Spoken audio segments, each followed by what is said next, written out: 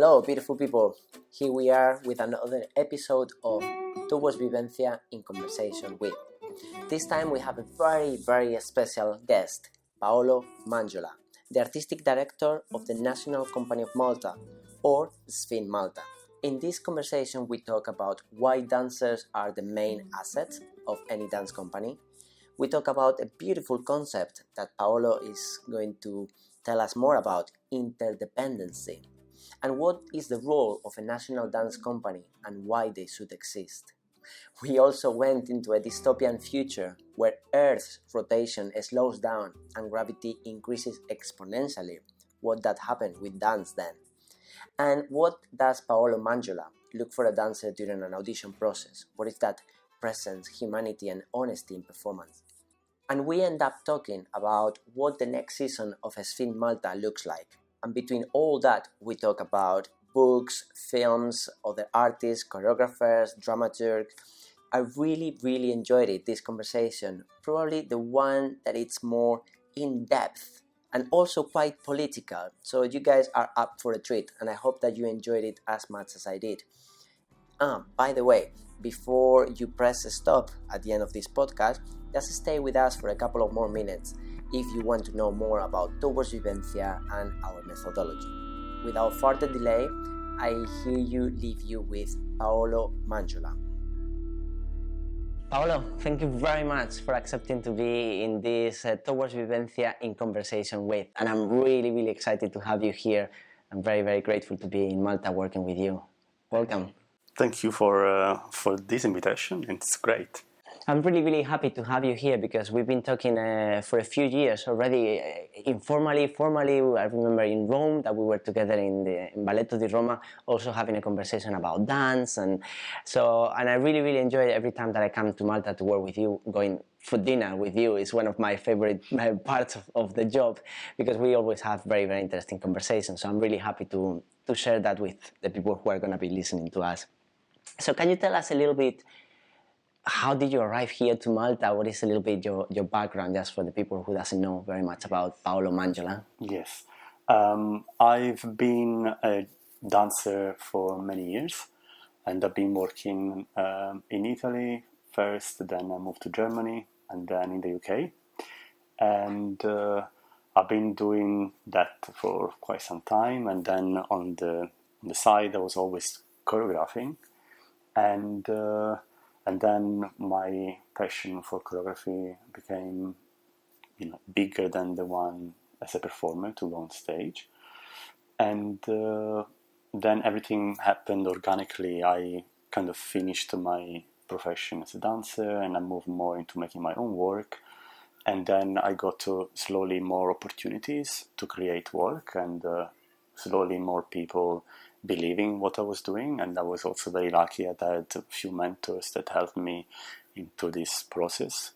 And then I moved to Rome. I was the resident choreographer at Balletto di Roma. That's where actually our continuation of the conversation happened. And then after 2.5 years, there was an opportunity here in Malta for a post as artistic director of the National Dance Company. And I decided to apply. And it happened. Yes. So you were mentioning that you had a few important mentors in your life. Can you tell us a little bit more about who they are and what their role was? Right. I've somehow always seen people that were kind of on a senior level. I trust them, and I don't know if this is a bad or a good thing.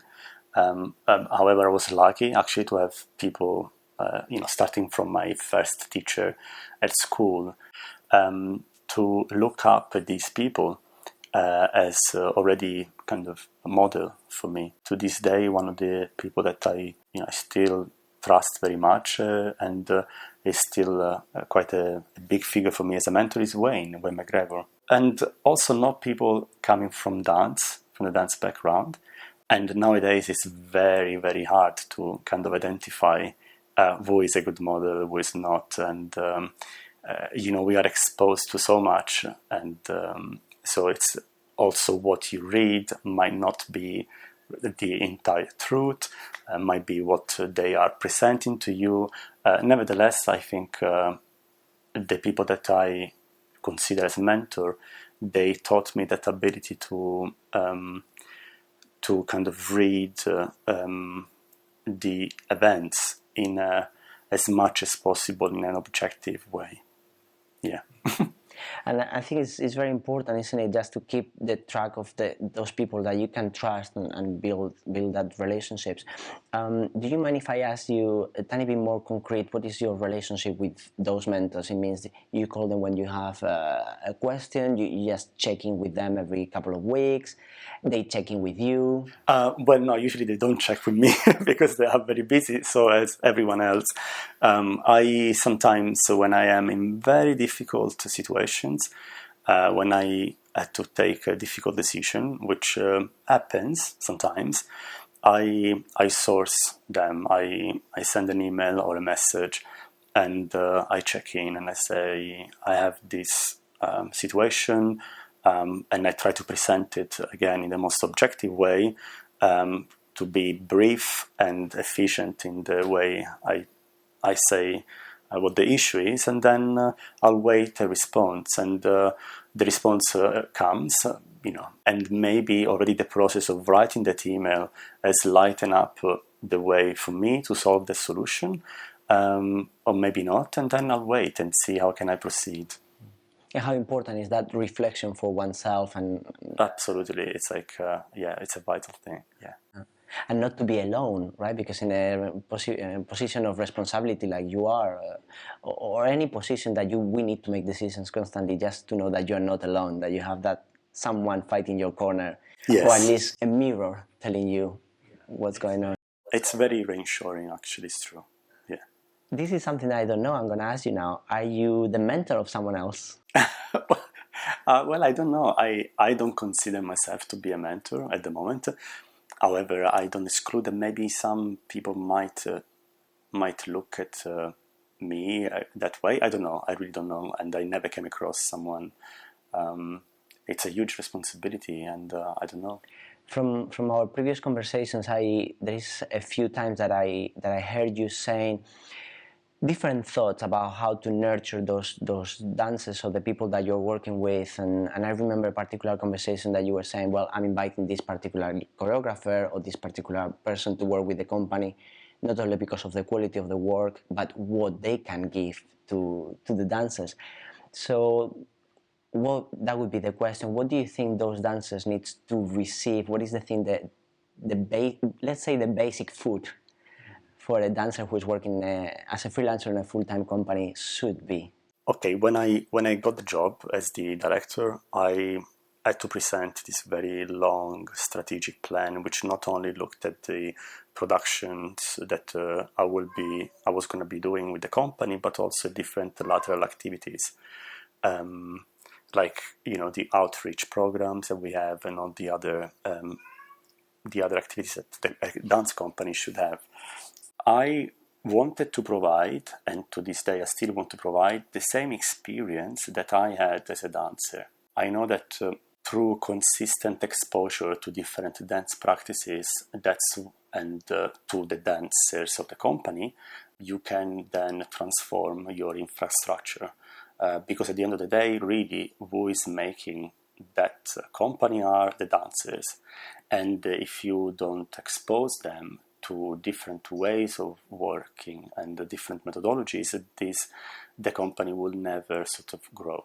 But yes, in the specific, it's exactly as you said. Like, for me, it's not important if a piece, it has been all around the world and it's very trendy. But definitely what is very important is that the choreographers, they come over here, like you or like Jacopo, which is in this moment here. They not only bring their work, but they really bring their method, and they really infuse that knowledge to the dancers, because that's at the end of the day what being a dancer is all about. It's like you are this kind of archival encyclopedia of knowledge that people they pass to you, and you keep learning and feed into each other's, and that's how you grow. So I guess that's what that's what I like, and that's what I'd like to see. And now I like to see the company. Fantastic. Well, for those who are listening, if you hear some cat just talking to us, is we have a beautiful guest just around the house that normally is very quiet, but today she just want to be participating. So, Paolo, you were saying about feeding the dancers and giving them information. I would like to ask you, have you had the chance to think about or to put in words, because I know because I've seen you working that you do that in the studio, but have you had the chance, or can you put it in words, what is that thing, that two sentences that you give the dancers when you're working with as a director of the company, or that food that you are feeding them? Jacopo is giving something, Jorge is giving something else. What is Paolo knowledge?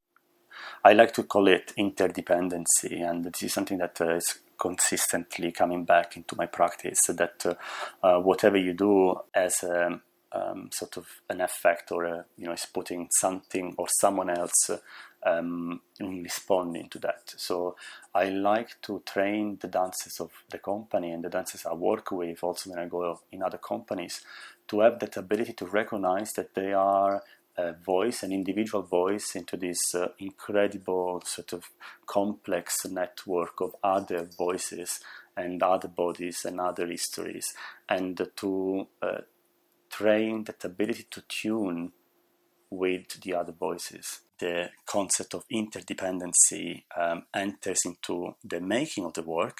It just on every single level, I try to use that, not only in the way I literally create content and I make movement and I extract movement from the dancer's knowledge, but also the way I use different elements. I use the music, the way I structure the transitions from one scene to the next, and the way perhaps I use text, the way also the program is written. So it's always trying to train that ability to never allow each element to take over the other, but always trying to create a consistent and coherent journey that as an audience member, from the moment you sit, you open your program, and then you receive the work and you exit, you offer them this complex, this is what I love to think about it, world, this landscape of possibilities that the audience can shut down their physical and analytical mind. They can get into it, they can start reflecting, receiving, you're offering that, and then they leave the theater and they left with something. That's what I guess that's what every artist would like to do. Yeah. And I, listening to you, I think it's a beautiful concept, this idea of interdependency, because right now it's very current, where we live in a moment that everyone is somehow more and more isolated through our computers, through our social media, but at the same time we are creating much more stronger networks than ever before in history. So it's something that it permeates not only the artistic world, but how society works as well. So there is a social responsibility there to contribute from your work. Am I right? Yeah, I guess so. The difference is that we do that live, and we do that with real people, and also with people that go to the theater. So you don't use those platforms online. But ideally, that's what kind of links the two words together. Is that idea that we are interconnected, and through that exchange. Yeah. So it seems like that social gathering and social mission from your work, it's very clear how the artistic work permeates the social life and the other way around. And what is your aim towards the audience that are coming to see your work, or the work that your company is presenting? Nowadays, it's a huge discussion because the politics are reducing the money for culture all around the world. What is our role, Paolo? Why dance should exist, and even from your position, why a national dance company? This is it's very complex, and it might take some time to respond, and obviously I don't have a solution to this, and I can only respond with my experience. Well, I'd like to tell you to introduce this because it's when I was studying in London at the place I was doing my MA. I came across an interview with the American choreographer. What's his name? I can't remember now. Anyway, he was saying something that resonated so much with me. He said, 100 years ago, we knew how to create hats. We knew how to, John Jaspers. We knew how to do certain things. And nowadays, certain techniques of making hats, they got completely lost.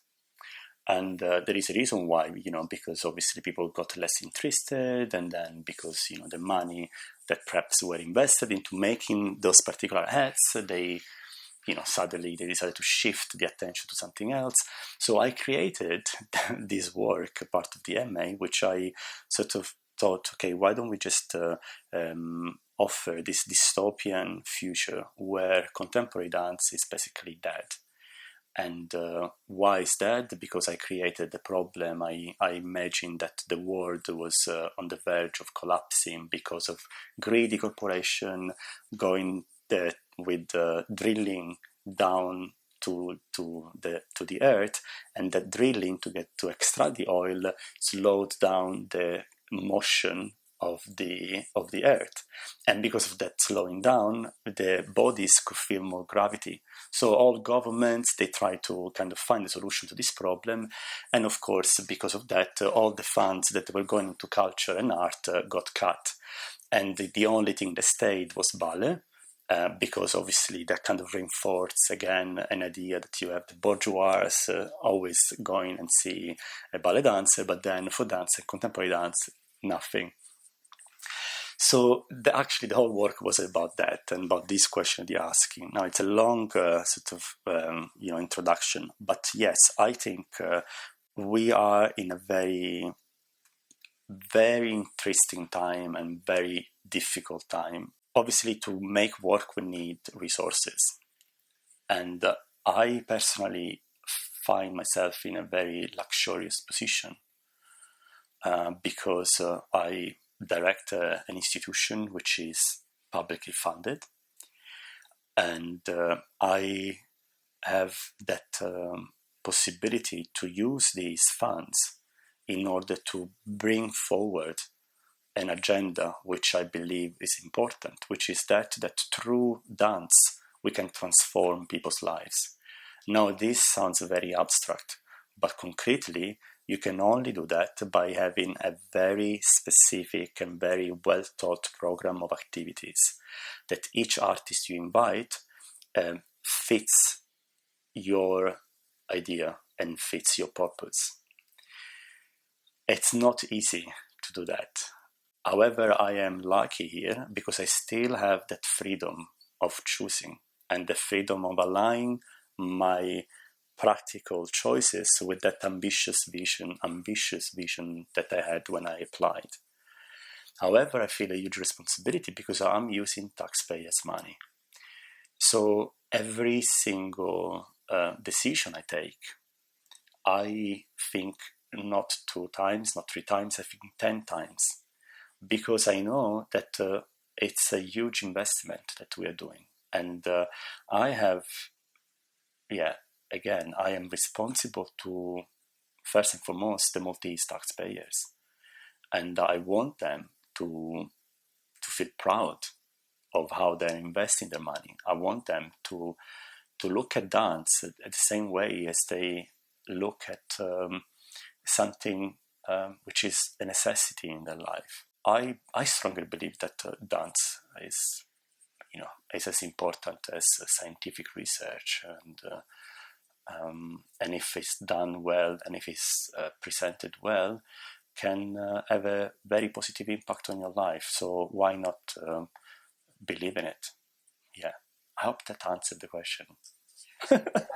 I think you have. I think you have in a really good way. I'm really enjoying because this goes into a much more political in a good sense of any other conversations that I had, because I have the feeling that sometimes as artists and dancers, we stay in our little bubble of what do we do, how we choreograph. It's a little bit geeky. What is the task that you give to the dancers? But this looks at the world into what the fuck happens if the earth slow down the gravity and we cannot dance anymore, or there is money diverted to other places. So no, you answered really, really well. And for people who doesn't know, because I've been here a few times and I already know the trajectory that you've been following in the last 2 years as a director of SFIN Malta, the national company of Malta. And I can see that the growth is exponentially, and the reviews that you're getting, and the Maltese audience are really, really happy. And not only that, the incredible educational programs that I've been seeing how been implemented continuously. Can you tell us, for the people who doesn't know, a little bit about that trajectory?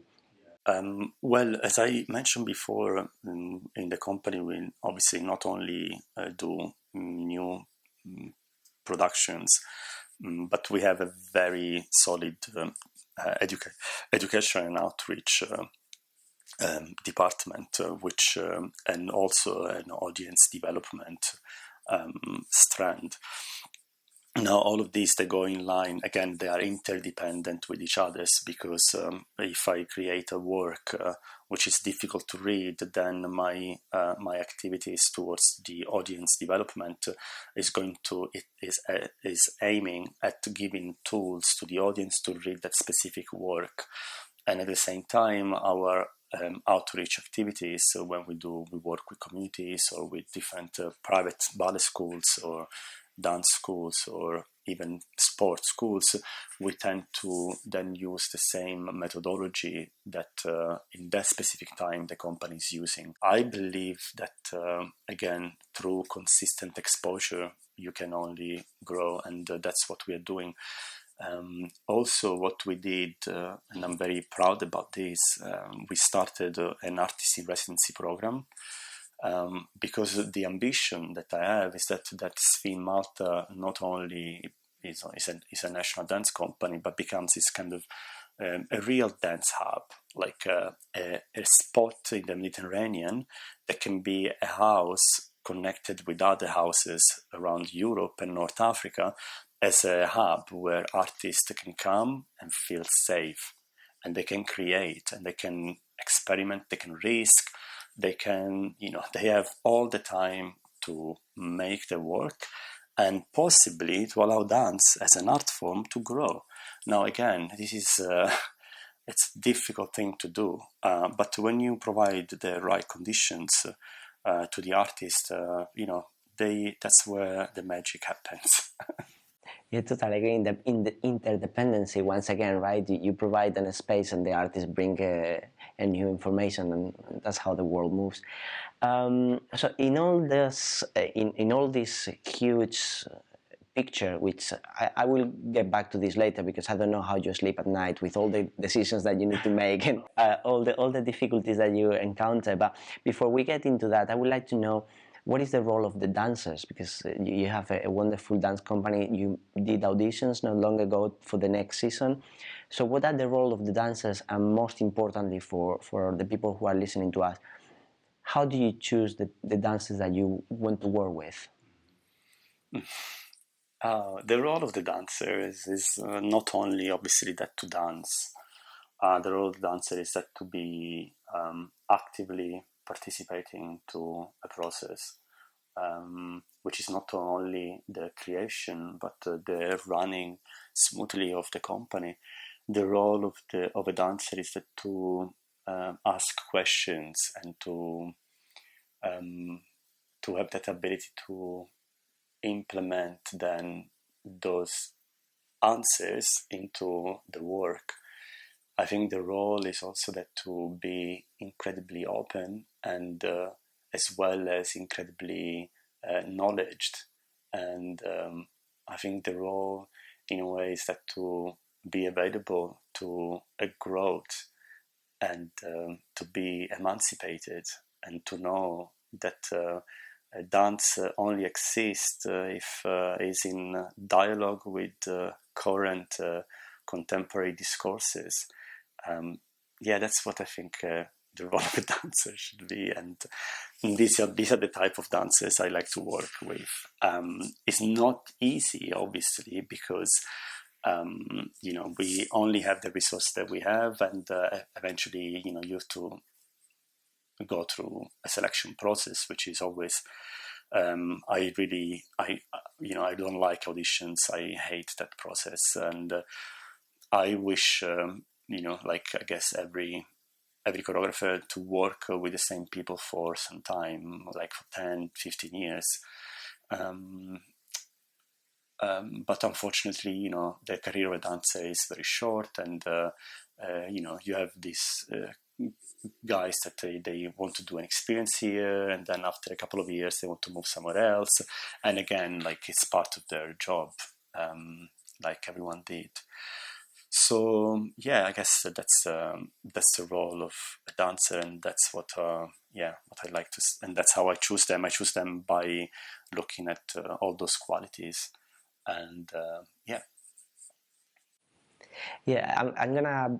I'm gonna ask you to be a tiny bit more concrete, if you don't mind, because it's a very difficult thing to be in an audition, and most of the dancers sometimes they forget also that as choreographers or directors, we are not only auditioning them; they are auditioning us. So it's once again in the interdependent process. Could you give us kind of like examples of the things that you've learned over the years by doing auditions in both sides, as a dancer and as a choreographer, the things that take your attention, the things that give you a hunch, is like, oh, I'm going to be working with this person well? I like to create the conditions during audition where everyone has that moment of like working on something and spend some time in it, and then sort of show what how they can work. So I take time to give them simple choreographic tools.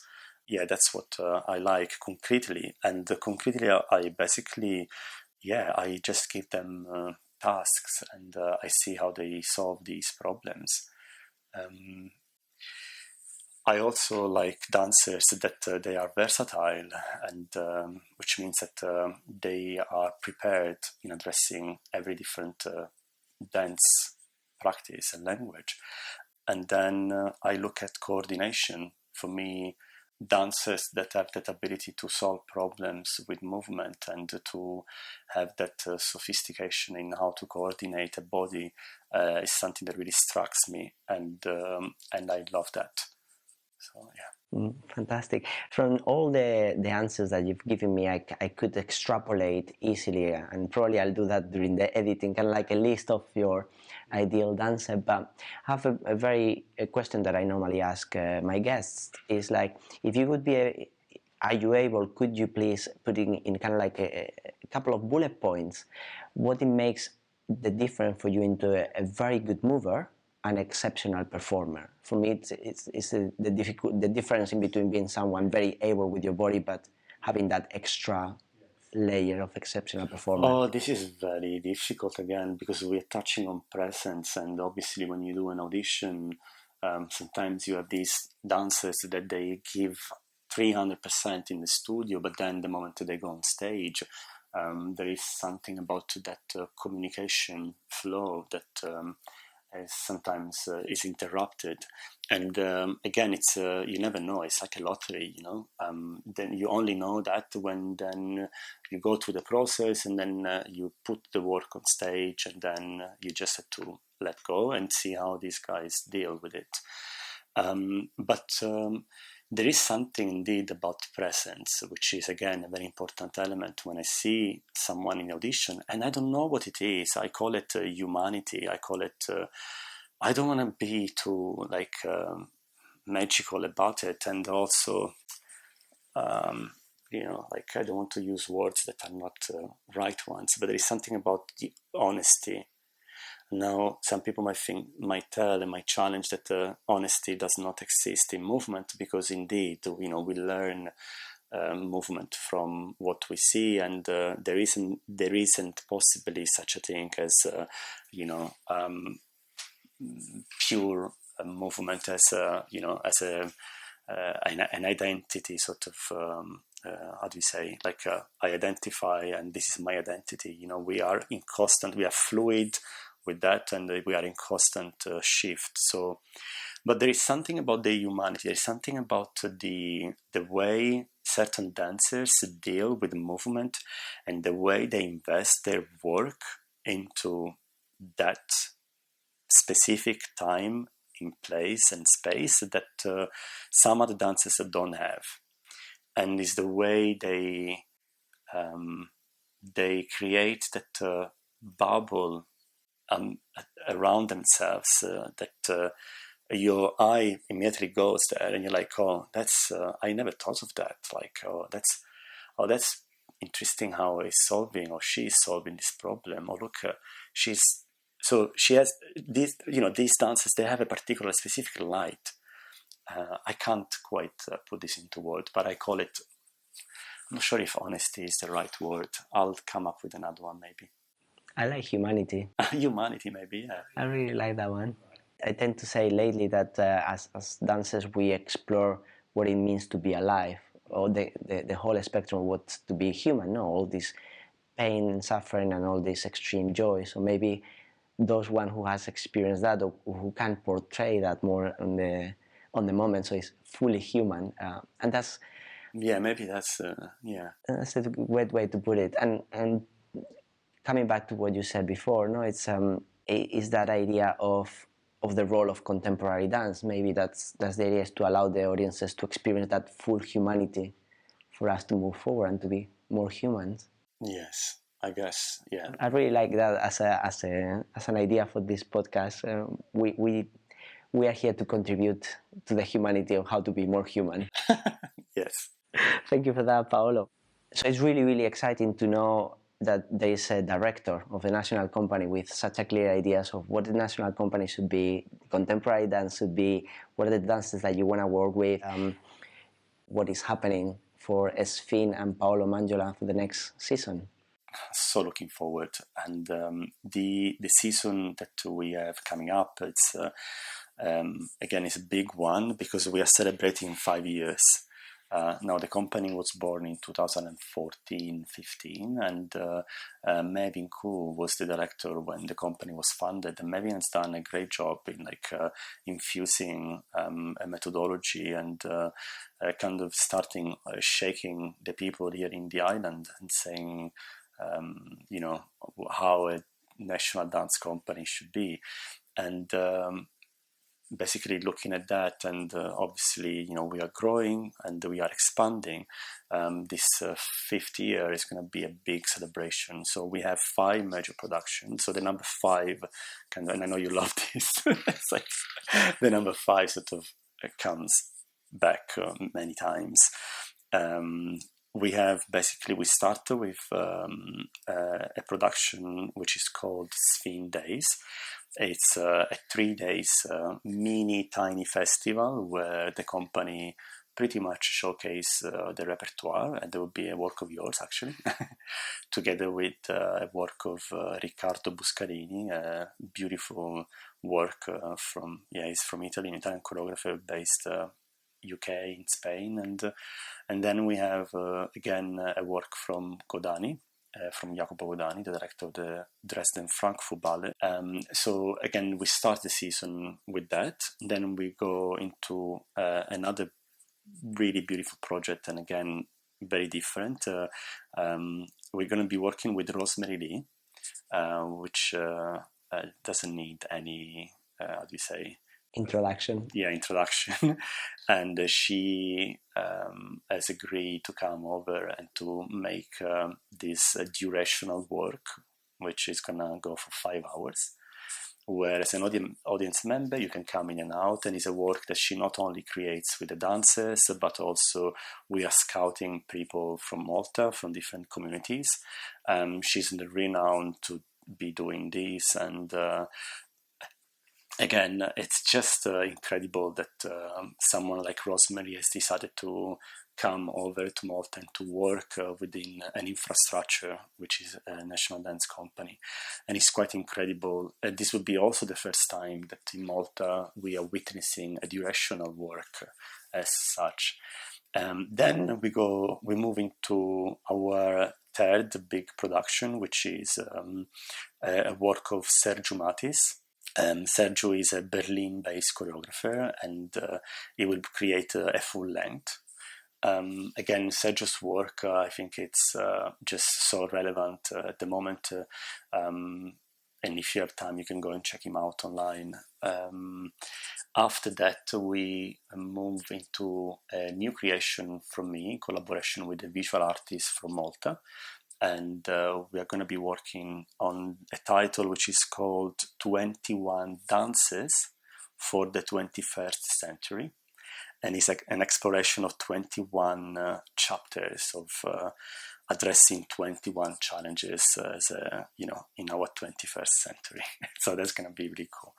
And after that, we have a project which is in collaboration with the Children Festival, and it's called Zigzag.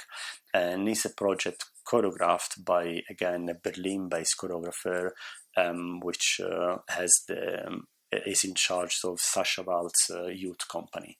So he's coming over here to create a work which kind of wants to tap on the knowledge of gender and identity, and wants to do that in a very fun way, looking at the voguing culture and how voguing has, through that, how we can then offer that reflection. Yeah. That's it. So this is what the season, beside, of course, many other activities, the Artist in Residency program, which will start. Then we have Movimento, which is our audience development program, where we have 5 experts talking about 5 different ways of looking at dance. We look at canon, we look at unison, we look at this in the nature and how choreographers have used that through history and all of that. So it's, if you come to Malta, just please join us. Paolo, you need to be really, really careful what you say, because I really like Malta. So I'm about to move in and, and just seeing all the things that you have prepared for next year. It's super exciting. I'm really sorry, but I really need to hear some of those 21st problems. Oh, no, don't. I mean, it's okay. This is again. I'm reading a book which is from this historian, which most people know. It's a bestseller. It's nothing hidden there, and the author is Yuval Noah Harari. The title of the book is 21 Lessons for the 21st Century. And I thought, the book really taps on very current topics, and does that in such a way that you might argue that you might agree or not agree with those point of views, but it definitely provides that platform for you to think about certain issues that are happening now. And then I was like, oh my God, I had to absolutely make this as a dance work. Again, the dance work won't be an exploration of the book at all. The book is just a starting point. And so I partner up with a visual artist from Malta called Kane Kali. And we are already in conversation, and we are looking at how we can create this 21 episode or chapters, if you like. So the research has already started. There is, I'll tell you a little story about it. Basically, when I came up with this idea, I was so excited, and I guess this happened to you or to many other artists. So I called the dramaturge I work with, Merel Hearing. She's based in Holland, and I said, Merel, because I was stuck. As a director, I had to make a work every year. And the previous year, I knew exactly that the work was going to be about Voyager. This was something that I had in mind since like 5 years. I wanted to do it, and I did it. This year, I was like, "Oh my God, I have the pressure of making something, the luxury of doing it, and I can't." And then suddenly this arrived. I was like, "Oh my God, this is it. This is the work. That's what I had to make." And then I call Miro, and she was like, and I said, "Oh, what do you think? 20?" No, I said, I just sent this text on WhatsApp, and I said, 21 dancers for the 21st century. What do you think? And she replies to me, "Oh, I haven't seen it." And I said, "No, darling, this is the work I'm going to be making." It's like, and she goes like, "No, darling, this is a work that Boris Shamat has made." So I was so gutted. I was like, "What?"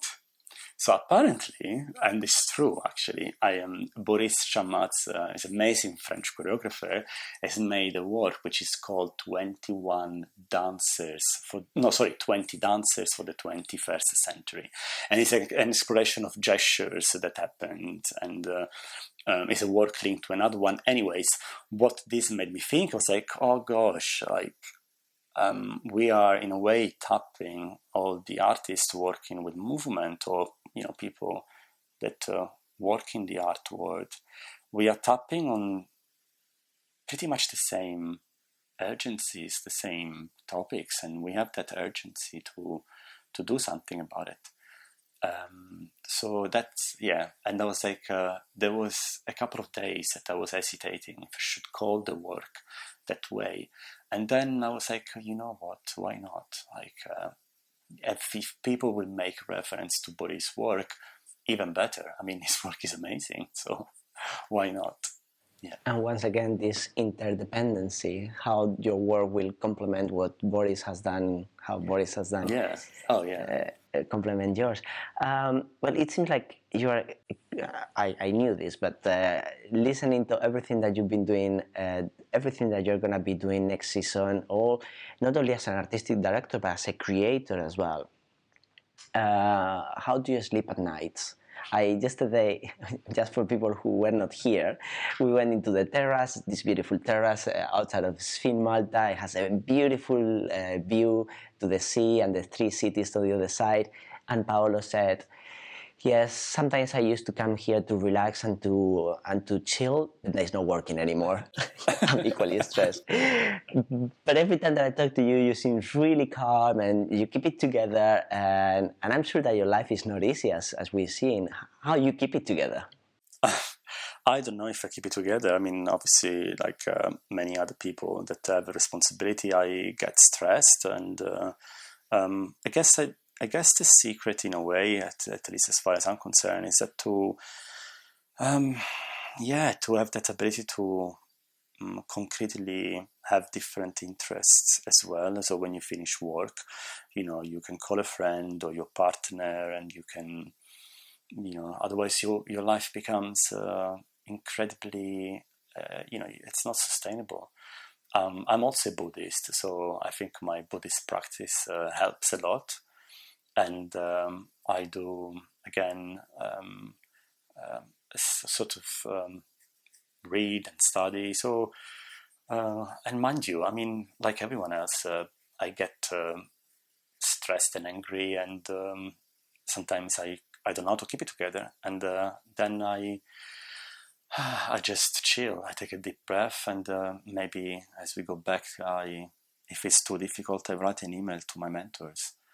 And yes, again, that process helps me to understand that maybe at the end of the day is not so difficult. Like, not to diminish our work, but there are very important pressing issues nowadays in the world, and I feel just incredibly like come on, to be able to contribute with something that I love, to contribute to the growth of the Maltese cultural environment. What can I ask more?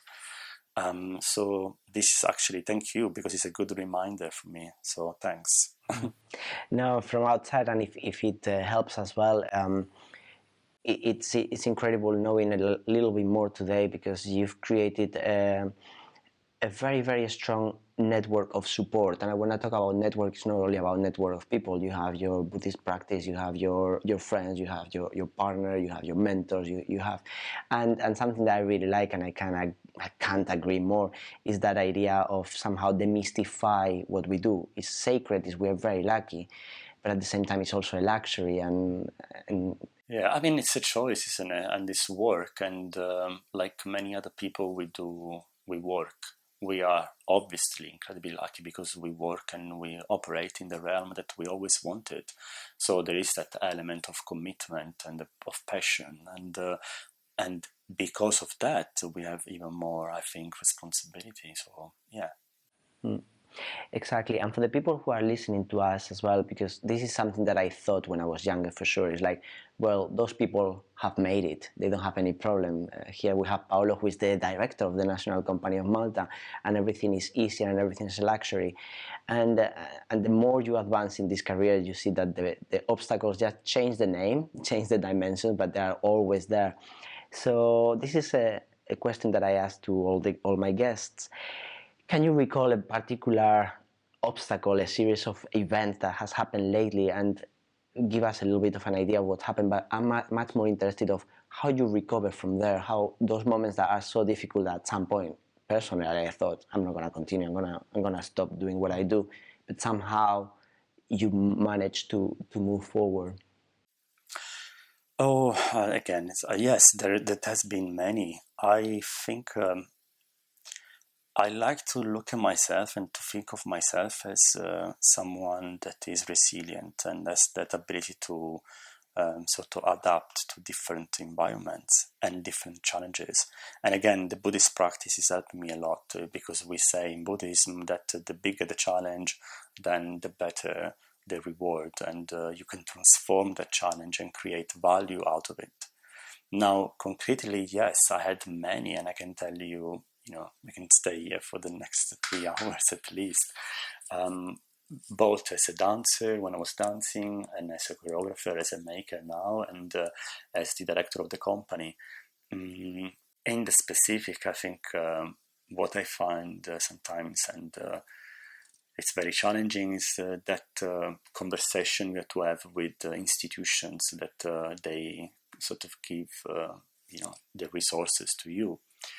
And the challenge for me is that to find the right way of communicating, the right sort of line of communication, and use the words that your interlocutor or the person in front of you understands better. This is something that it's very challenging and sometimes doesn't go well. I've received myself, I mean, I don't see myself as someone that has arrived, and I think never, this won't happen. I've had so many no's in my life. All the applications for grant I received, actually, when I was a uni studying for the MA, I was thinking to just create a work on, because I compiled all the negative feedback I received from my application. It's insane. I know it's a bit, maybe it sounds even masochistic at the time, but I was so angry with the dance industry that they couldn't understand my point. They couldn't see, like, you have this, choreographer that wants to make this amazing work and you don't allow me to do it. And then you allow someone else, and then you start looking at them and the others like as your enemies. And it's just so wrong. Because, an application, it's not about the application, it's about so much more. So again, they all, serve me to kind of give me, to equip me to go even further and further. So yes, I had, and I still have many challenges. Yeah. Yeah, it's a great reminder. Thank you for that. A no is just a no, and this is a marathon, Exactly. not a sprint. You can't, first of all, you can't please anyone. And if you make work to please everyone, that's not really the good point to start, unless you really want to make, I don't know, a work just about that. But yeah, you're gonna get no's. You just have to carry on and find out why you got that no, and have someone that you can talk to and concretely tap into that. It's a very, again, delicate subject here, because when we make work as choreographers or even as dancers, we think that we are entitled to something and we know that we are right.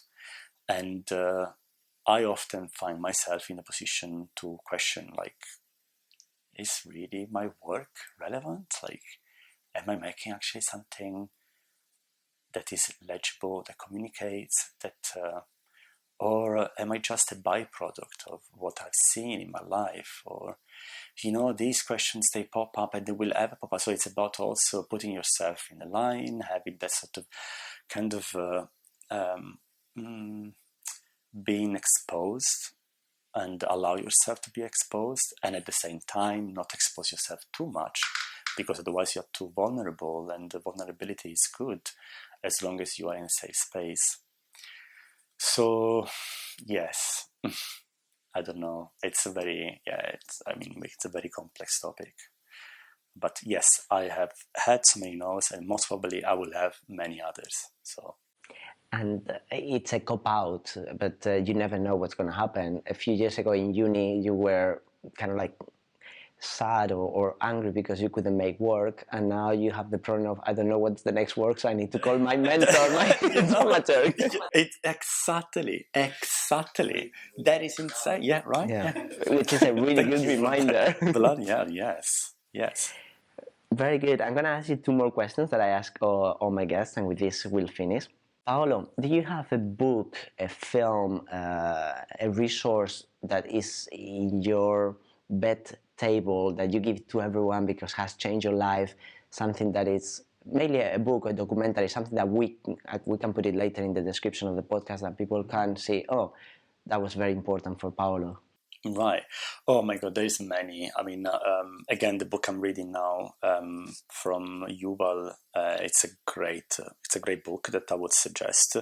Also, of course, I mean, I'm a huge fan of dystopian fiction. So, like 1984 from Orwell, I think it's a great book that can, again, give us an idea of the risks of contemporary society.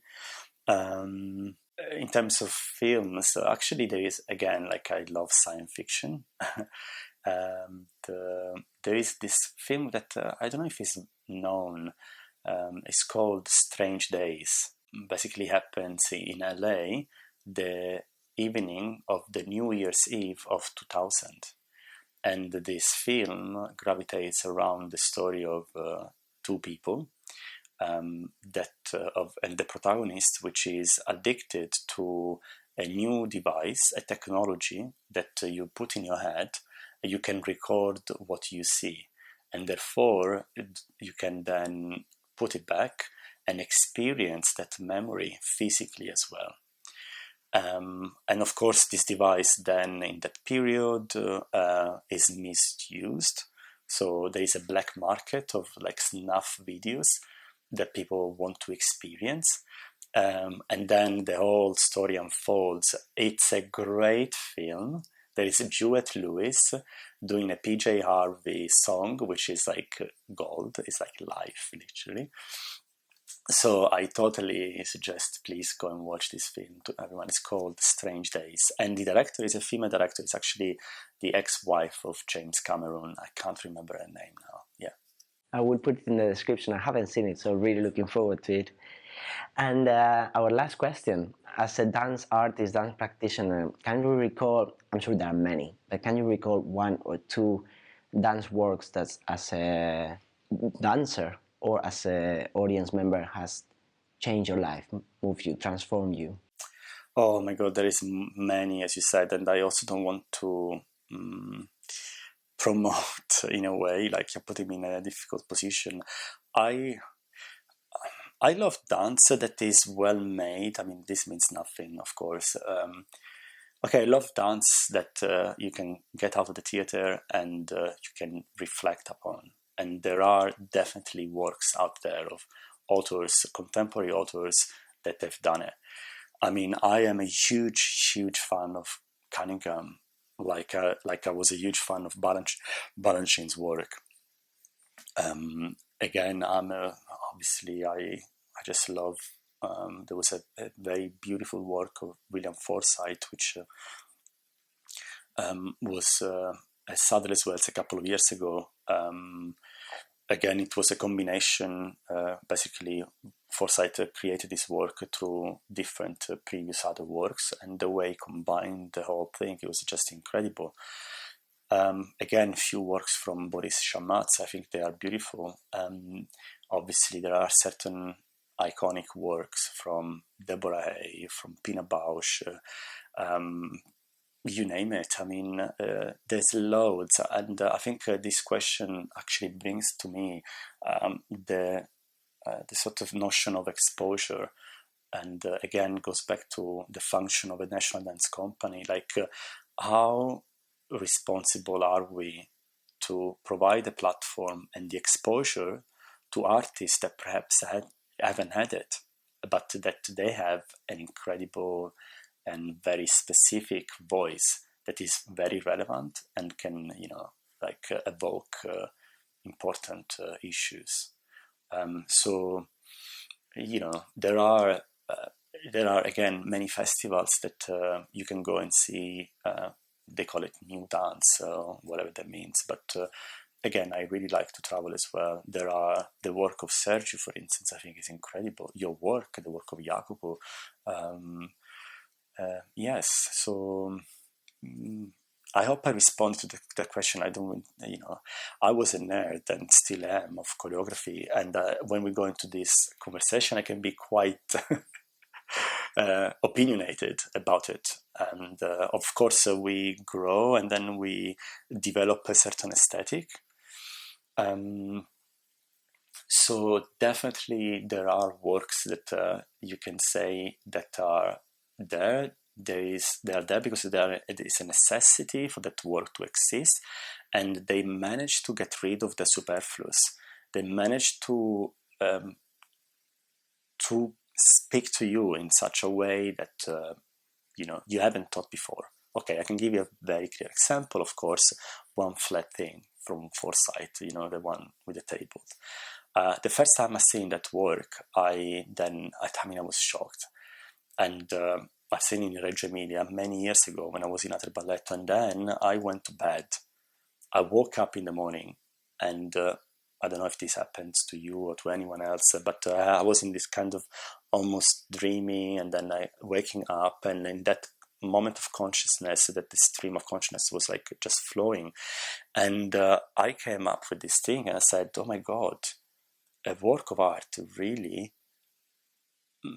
A good work of art has that ability to make you shut everything down, and which I think I mentioned this before. And this thought came out right the morning after I've seen Forsythe's One Flat Thing, and that became also one of my main kind of goals. Like, can I recreate that? Can I recreate those conditions where, as an audience member, you just shut everything down, you get lost into this void of, I don't know how to call it, this kind of beautiful world.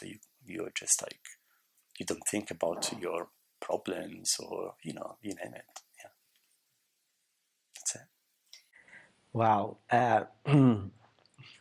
Yeah, I'm speechless because I've been reflecting while you were talking and listening at the same time, and I have to say that I admire you from the moment that I met you, from your word, the way that you speak, but today something that I felt very proud to be called your friend, because it's someone that you reflect upon what has happened. You're a very educated person in the dance world, and then you have the responsibility with a very clear agenda and very clear goal of leading a national company of Malta at the moment.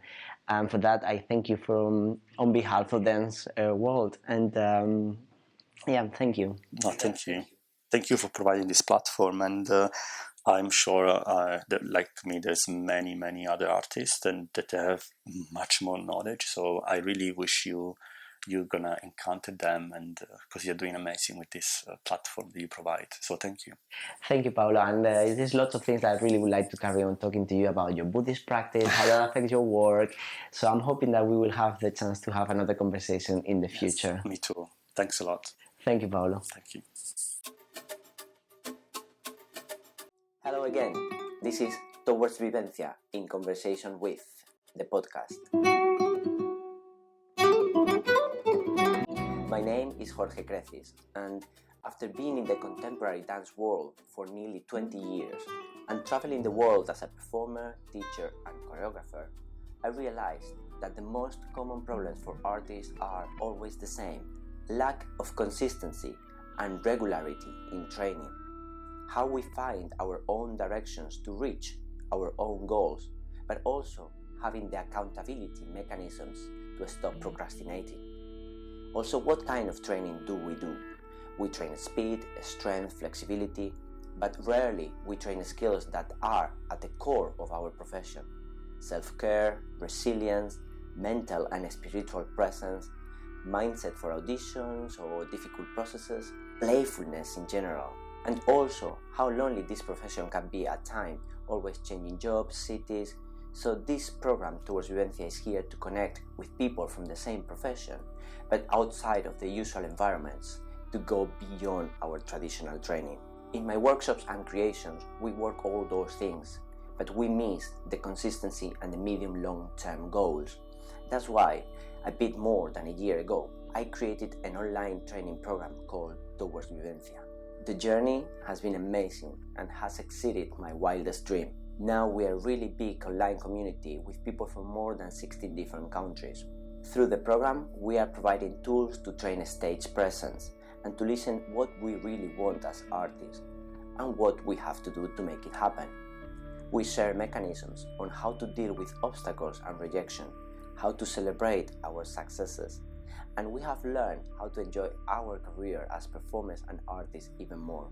As we continue to grow, I am extremely excited to share the latest addition to our program, our podcast Towards Vivencia in Conversation with. Here I am speaking with people I greatly admire, talking about what they understand peak performance presence to be, how it works for them, and how they have survived the ups and downs of their careers. This informs our Towards Vivencia training, but we also wanted to share this amazing conversation with you all. To get the latest updates about the Towards Vivencia in Conversation podcast or the program, make sure you subscribe to this podcast or our newsletter.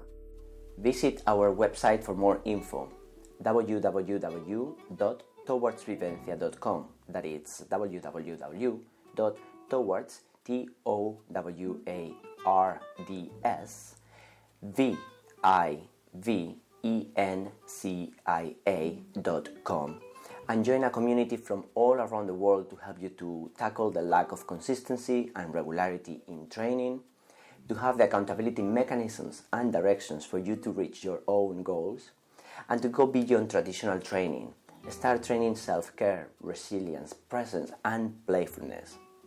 And also, how feel that you are not alone in this profession that involves constantly changing jobs, cities, and people around you. Here we are to make a great community of freelance dancers, freelance artists, in order to go beyond, farther than we can go alone. I hope to see you in the arena.